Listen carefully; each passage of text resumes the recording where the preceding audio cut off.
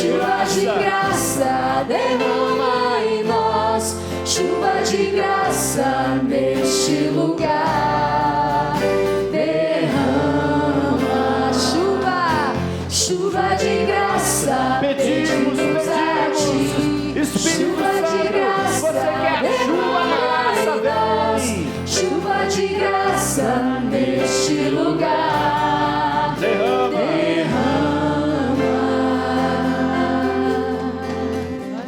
Vamos nos sentar. Eu quero que a nossa oração, que nós continuaremos a fazer, esteja revestida agora da inspiração da palavra de Deus. Nós compartilhamos nestas 2 últimas semanas, nesse tríduo do Espírito Santo, diversas manifestações do Espírito Santo, a necessidade do Espírito como força de Deus.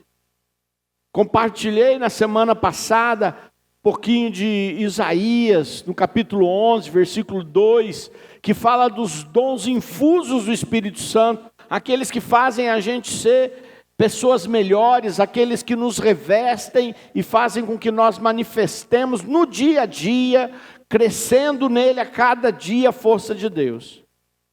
E hoje eu quero falar um pouco dos dons do Espírito Santo que são para servir a Deus, para fazer com que a igreja fique presente, para que se manifeste a glória de Deus, para que nós tenhamos força para sermos cristãos e vivemos a nossa fé e podemos vê-la crescer.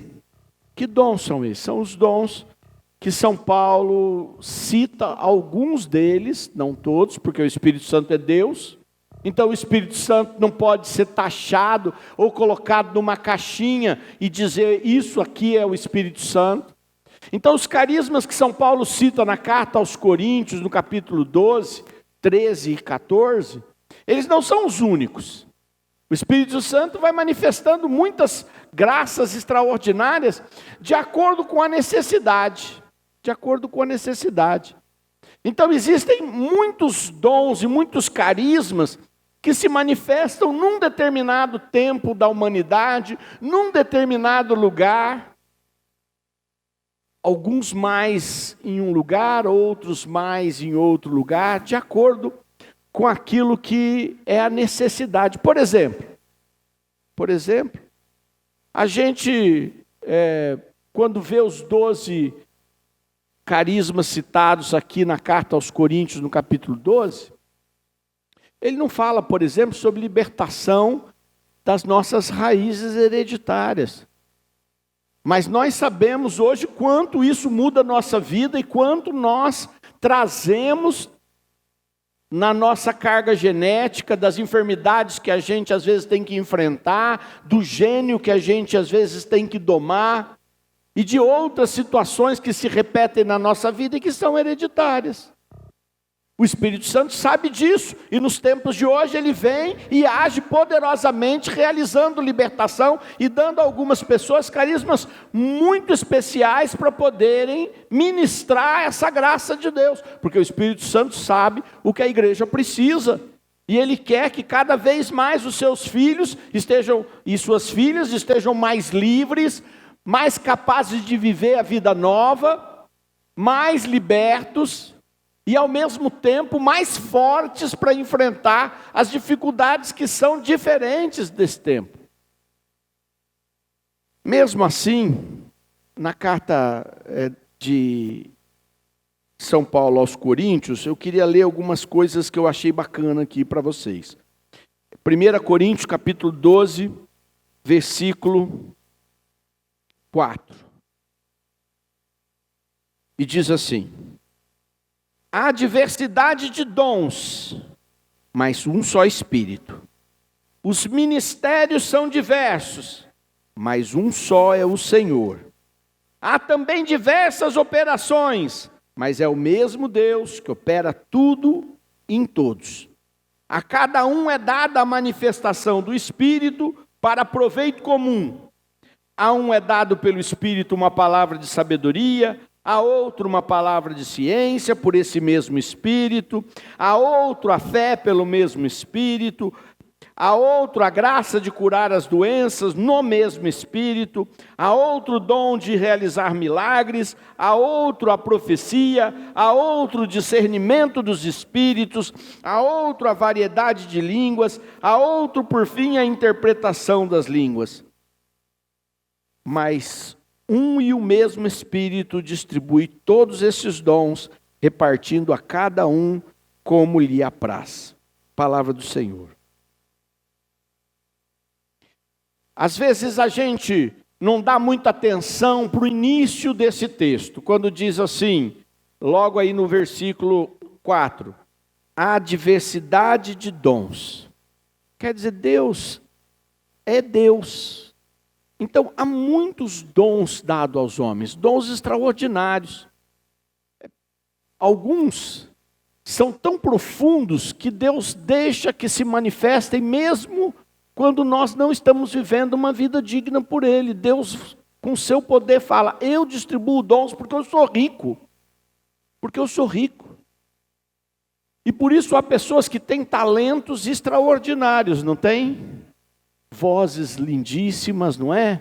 Ouvidos capazes de tocar música sem nunca ter aprendido um instrumento, vocês já não viram isso? E muitas outras formas. Mas o Espírito Santo, ele neste tempo derrama de forma especial para proveito comum. Ele fala, ó, tudo bem, mas eu não quero derramar dons para você ficar rico, eu não quero derramar dons para você ficar importante, eu não quero derramar dons para você ser mais do que os outros, mas para que você perceba que o meu povo, que todos precisam do meu cuidado. Então como é que Deus vai cuidar das pessoas? Usando os dons que Ele vai dando para cada um de nós. Então eu quero falar para você, Deus quer cuidar do seu povo, o povo machucado, o povo sofrido. Deus quer carregar as pessoas no colo. Deus quer dar carinho onde não tem carinho. Deus quer dar coragem onde falta coragem. Deus quer dar ânimo onde não tem ânimo. Deus quer dar condições de vida para todo mundo. Quem que Ele vai usar? Dá uma olhada para o lado assim. Ó. Quem que você acha que Ele vai usar? Quem você acha? Vai usar nós. Nós, por isso que os dons que Ele nos dá não são para nós mesmos. Ao contrário dos dons que são citados no livro de Isaías, capítulo 11, versículo 2, que é o temor de Deus, a sabedoria, aqueles dons não são para os outros, são para nós mesmos, para nós termos temor de Deus, para nós termos essa sabedoria. Todos aqueles 7 dons citados, e que muitas vezes você entra na igreja no dia de Pentecostes, e tem lá os 7 dons, e quando tem a celebração da crisma, eles falam dos 7 dons. Aqueles dons são para nós, individualmente, irmos crescendo na força do Espírito Santo e nos tornarmos pessoas melhores. Estes dons, ao contrário, por mais que eles também hajam na nossa vida, eles não são para nós, eles são para que nós os coloquemos a serviço dos outros. Então não adianta nada esses dons se você guardar na sua casa. Não adianta nada este dom se você só ficar olhando para o seu problema, porque aí Deus quer usar você e você não deixa, e Deus quer usar você e você acha que os outros são melhores que você, que os outros rezam mais que você, e não percebe que é de graça, que é bondade de Deus, e se Deus quer te usar, diga amém, e ajude o projeto de Deus. E aí ele diz que há muitas operações diferentes. Por exemplo, há ministérios diferentes. O que é um ministério? Ministério é uma secretaria. Por exemplo, quando alguém escolhe um ministro, hoje em dia não dá para falar assim no Brasil, mas quando normalmente se escolhia alguém para cuidar de um determinado departamento, não é assim?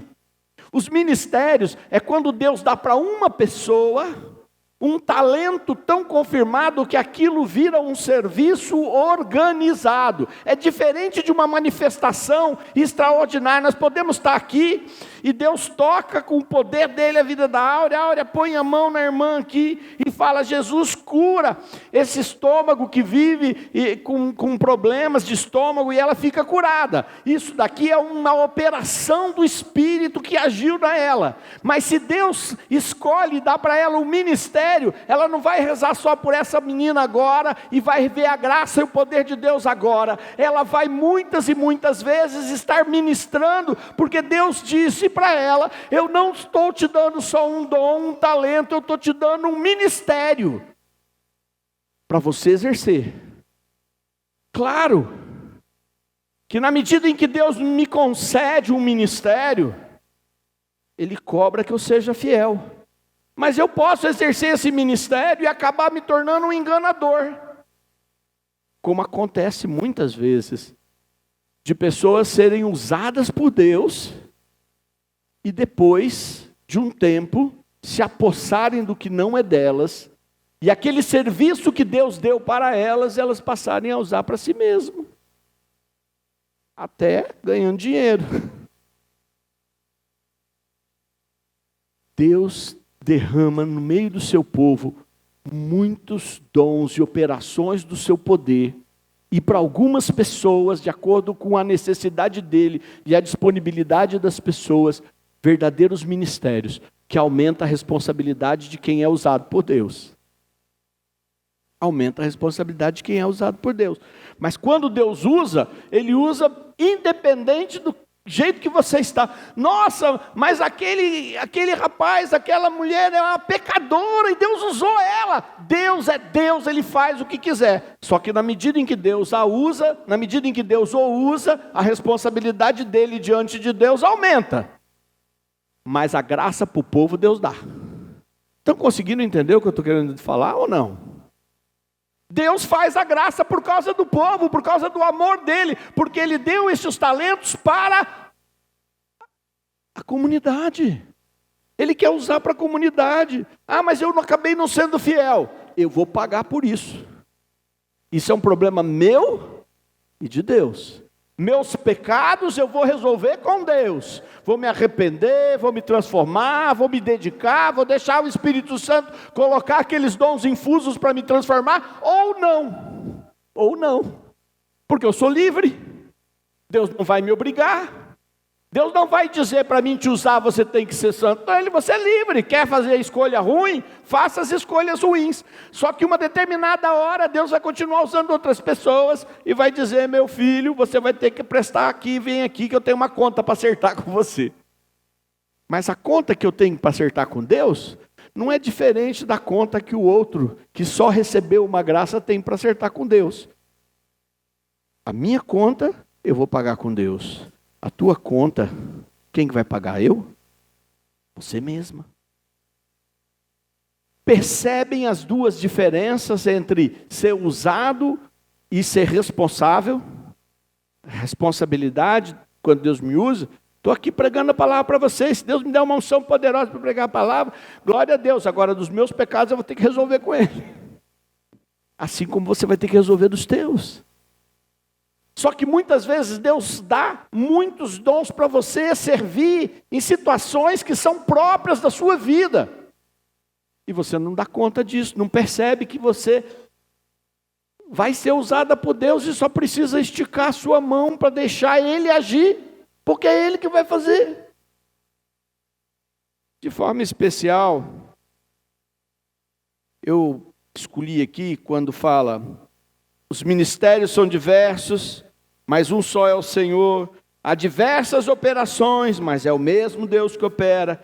Cada um é dado a manifestação para proveito comum. Não é para você. Os dons extraordinários não são para eu usar para mim mesmo. E aí que tem muita gente que se engana e fala assim: ah, o fulano está lá doente e não se cura. Como é que ele vai rezar e a pessoa vai ficar curada? Porque ele não recebeu um dom para ele mesmo. Ele recebeu para servir o outro. Claro que se eu posso dar testemunho do que Deus fez por mim, e normalmente Ele vai fazer por mim através de outra pessoa. Quantas vezes eu rezo e falo, Senhor, põe a pessoa certa no caminho das minhas filhas, ou no caminho dos genros, ou no caminho das pessoas, para que elas sejam usadas por Deus, porque você é mais difícil ser usado, sabia? Fala para a pessoa do lado, ser usado na nossa família é mais difícil. E nós mesmos mais difícil ainda. Mais difícil ainda. São Paulo diz que orava para Deus tirar um espinho na carne e que não lhe era tirado, até a hora que Deus disse para ele, olha, esse espinho aí é para manter você com a cabeça abaixada, humilde, eu não vou tirar o espinho. Em compensação, Paulo expulsou o demônio daquela endemoniada que corria atrás dele, Paulo curou aquele homem aleijado lá em Atenas, mas com ele mesmo, ele não viu a vitória neste ponto. Por quê? Porque os carismas são para os outros. Por isso que eu falo às vezes, põe a mão no seu irmão, ora para o seu irmão. Tem gente que não gosta de rezar pelo irmão. Não precisa pôr a mão também, pode só esticar a mão. Mas eu estou falando porque Deus pode usar você com o poder dele naquele momento para o teu irmão. E se você só fica olhando o que você está precisando, você deixa de ser canal para o teu irmão e o outro deixa de ser canal para você. Porque você está fechada, está fechado. Se abra. Se abra ao poder de Deus. Nós vamos ficar de pé.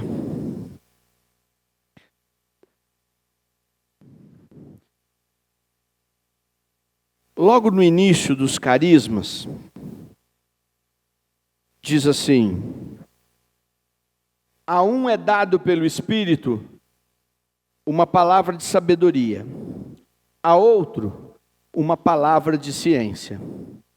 Quero explicar para vocês o que é essas duas palavras. Vou pegar elas do texto grego. As cartas de São Paulo foram escritas em grego. A palavra ciência, nesse texto, ela significa que há algumas vezes Deus dá, através dos seus carismas, um conhecimento que você não tinha. Para quê? Para fofocar? Para contar para os outros? Para saber segredo dos outros? Você acha que é isso que Deus ia fazer? Hã? Claro que não. Deus às vezes vai dar um conhecimento para que você possa pedir a bênção do jeito certo, porque quando nós oramos, inclusive quem tem ministério de libertação sabe disso, eu que já muitas vezes ministrei a libertação. O que você precisa quando precisa mandar uma peste daquela embora? Saber o que ela faz. Porque o nome dela precisa ser dito, está lá no manual do exorcismo, você vai dizer, demônio da avareza, vai-te embora. Claro, você pode dar um daqueles nomes que são invocados lá, né? Demônio da pomba gira, vai embora, mas a gente sabe, o demônio da pomba gira o que é? O demônio da orgia, o demônio da promiscuidade. E se ele que está agindo, você tem que mandar ele embora. Então você precisa dar o nome. Como é que você vai dar o nome se você não sabe? E se a pessoa não consegue dizer, é porque você precisa que o Espírito Santo te conte. Com uma palavra de ciência. Muitas vezes há um trauma profundo na sua vida. E como é que vai ser curado se nós não sabemos qual é e você não consegue falar dele ou você não consegue nem saber que aquilo foi tão traumático na sua vida? Então Deus vem e dá aquilo que nós chamamos de uma palavra de ciência, um conhecimento que não tinha. Estava rezando, estávamos assim juntos rezando, e eu abria o olho. E o relógio do menino que estava do meu lado brilhava como se o sol estivesse batendo no meu olho. Aquilo me incomodando. Eu já estava para dizer para ele assim, ó, cobre aí com o teu relógio, enfia a mão no bolso, né? Fica com esse, a gente fala que é esse ar, né? O ar do sol no olho da gente. E aí eu percebi que não era uma palavra de ciência. E aí eu disse assim, olha, Jesus está me mostrando um relógio aqui nesse meio, e é um trauma muito profundo de alguém com relógio. O menino na hora começou a chorar, falou assim, eu sempre sonhei ter um relógio. Quando eu arranjei meu primeiro emprego, eu fiquei 6 meses guardando dinheiro para poder comprar o relógio. Eu comprei o relógio, no dia que eu comprei o relógio, me roubaram o relógio. Ele falou, aquilo foi a coisa pior do mundo. Eu tinha ficado 6 meses trabalhando para ter o relógio que ele sonhava. Quando ele compra o relógio, no primeiro dia rouba o relógio dele. E aí nós rezamos para Deus curar o coração dele. Ele falou assim, você sabe quantos relógios eu tenho? Ele já adulto, né? Sabe quantos relógios eu tenho, Sidney? Eu falei, não. Ele falou, eu tenho mais de 20 relógios e acho que preciso comprar um relógio. Quer dizer, aquele trauma estava tão profundo que ele daqui a pouco era um colecionador. Então, Deus precisa nos mostrar para nos libertar. Para nos libertar. Por isso que o Espírito Santo, ele concede muitos dons especiais.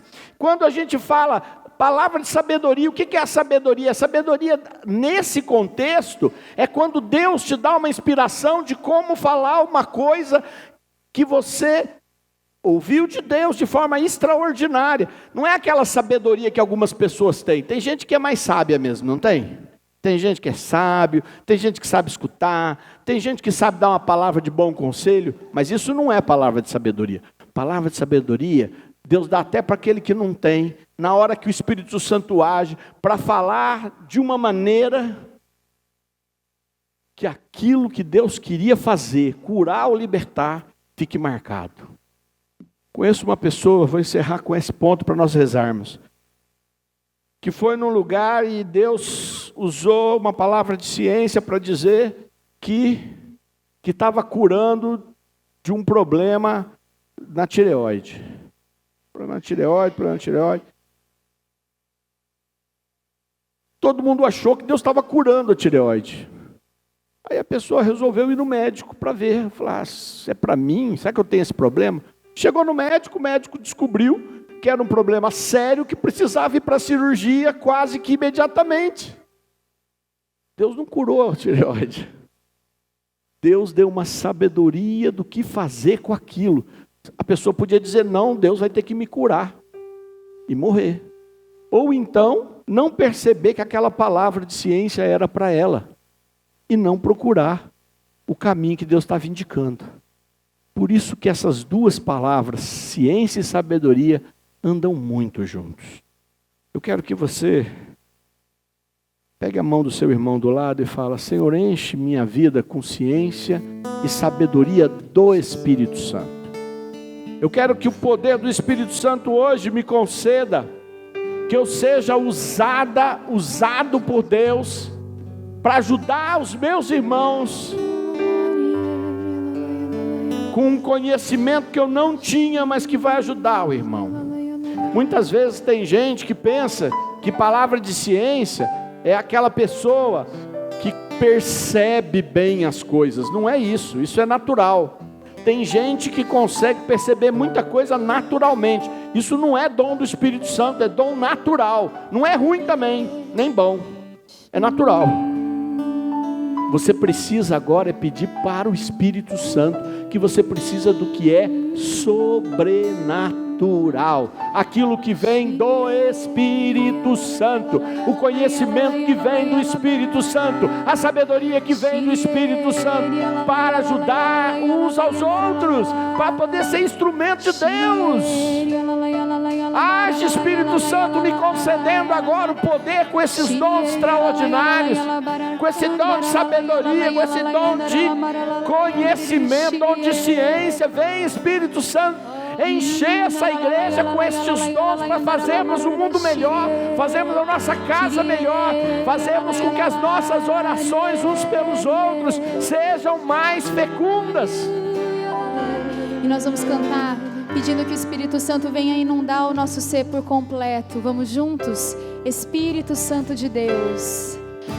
Espírito Santo de Deus, inunda meu ser, inunda meu ser. Quero sentir o amor do meu Senhor, do meu Senhor, do meu Senhor. Mais uma vez, Espírito Santo de Deus, Espírito Santo de Deus, inunda meu ser, inunda meu ser, inunda meu ser. Quero sentir o amor, quero sentir o amor do meu Senhor, meu Senhor, do meu Senhor, para poder perdoar o meu irmão, abrir meu coração, viver o amor, para sentir a paz interior, deixa a paz entrar na tua vida, sobre o mal ser vencedor, alegrar-me em ti. Inunda meu ser, inunda meu ser, inunda meu ser, inunda meu ser, inunda meu ser, inunda meu ser, inunda meu ser, inunda meu ser, inunda